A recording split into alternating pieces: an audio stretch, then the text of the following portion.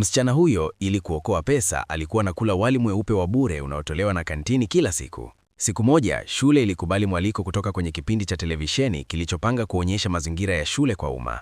Mjumbe wa bodi ya shule alimchukua mwandishi wa habari kutembelea kantini, akifuatana na mkuu wa shule.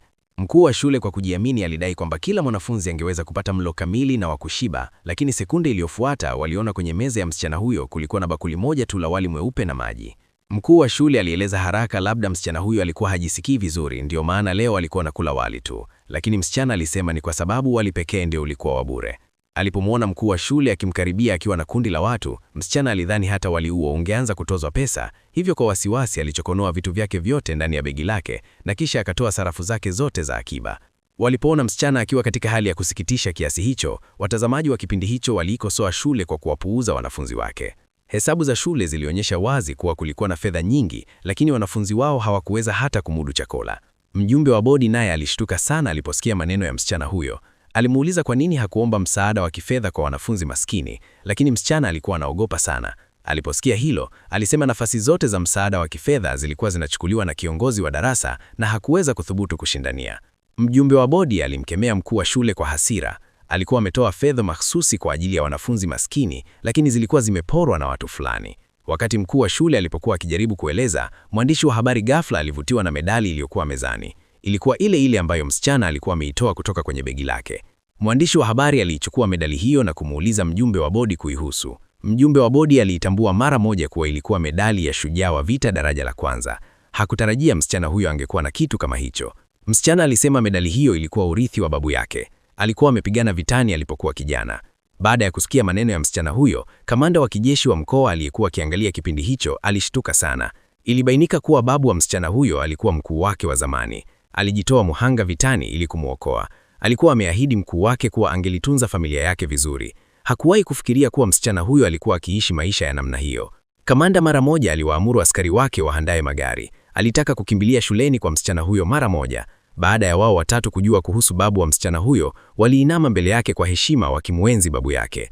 Msichana alisema kulinda nchi ni wajibu wa kila mtu, hawakuhitaji kufanya hivyo. Mwandishi wa habari alisema baada ya kusikia maneno ya msichana huyo, wazazi wake wangekuwa wanajivunia sana kama wangekuwa hai. Lakini msichana kwa huzuni alisema wazazi wake walikuwa wamefariki kitambo. Ilibainika kuwa baba yake alikuwa mwanasayansi aliyejitolea sana. Msichana hakuwahi hata kumuona kabla hajafariki. Mama yake alikuwa daktari bora sana. Wakati wa tetemeko kubwa la ardhi zaidi ya miaka 10 iliyopita, mama yake aliingia ndani kabisa ya eneo la maafa kuokoa watu, lakini kwa bahati mbaya alifariki katika tetemeko hilo. Baada ya kusikia maisha ya kusikitisha ya msichana huyo, watazamaji wa kipindi hicho walihisi huruma kubwa kwake. Walionyesha hamu ya kutafuta fursa za kumchangia msaada. Bila kutarajiwa, tajiri zaidi duniani pia alikuwa akiangalia kipindi hicho wakati huo. Alipoona hadithi ya mama yake, bilionea huyo alisimama kwa msisitiko.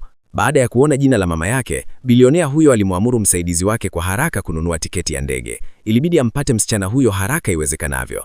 Katika tetemeko lile kubwa zaidi ya miaka 10 iliyopita, mama wa msichana huyo ndiye aliyekuwa ameweka maisha yake hatarini kumuokoa wakati alipokuwa amejeruhiwa vibaya. Lakini yeye mwenyewe alianguka juu ya meza ya upasuaji baada ya kuokolewa.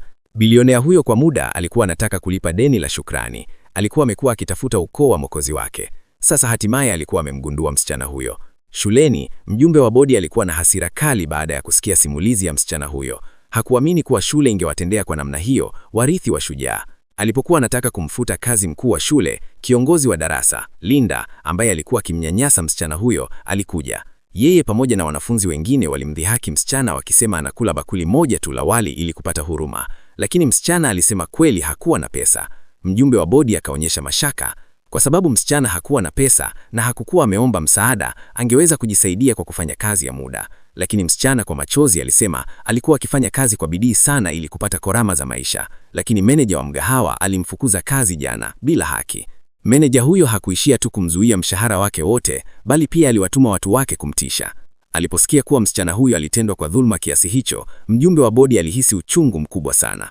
Alipokuwa anataka kuwapigia polisi, Linda alisema ilikuwa kwa sababu msichana huyo alikuwa akifunzi zaidi kila siku, ndio maana alifukuzwa kazi. Msichana alisema alikuwa akifanya kazi kwa bidii sana. Alieleza kuwa sababu ya kufukuzwa kazi ni kwa sababu ya Linda. Ilikuwa ni Linda ambaye alimpendekeza kwa meneja wa mgahawa kuwa afukuzwe kazi. Ndio maana alipata ubagazi huo. lakini Linda alizungumza kwa ukatili, akisema kama unafikiri ni mimi ndiye sababu ya wewe kula wali tu, basi leo nitakufanya ule chakula cha kifahari. Linda aliwaamuru wanafunzi wengine walete sahani ya chakula, akimtishia msichana kwamba lazima akile chote. Alipoona Linda akitenda kwa kiburi hicho, mjumbe wa bodi alitaka kumzuia, lakini Linda hakumwogopa hata kidogo. Alimpiga mjumbe wa bodi kafi moja kwa moja, akimwambia asiingilie mambo yake. Mjumbe wa bodi alipokuwa karibu kumpigia simu familia ya Linda, mkuu wa shule alimzuia. Ilibainika kuwa babu wa Linda hakuwa tu tajiri mkubwa wa eneo hilo, bali pia alikuwa mshirika mkubwa wa shule. Mjumbe wa bodi alipojua historia ya Linda, hakuthubutu kuzungumza tena. Kwa baada ya yote, biashara yake bado ilitegemea babu wa Linda. Mwandishi wa habari pia hakuthubutu kumchokonoa Linda. Baada ya kujua hilo, aliondoka eneo la tukio pamoja na mpiga picha. Walipoona hakuna mtu anayemzuia, Linda alizidi kuwa mkali zaidi. Aliwaamuru wanafunzi wawili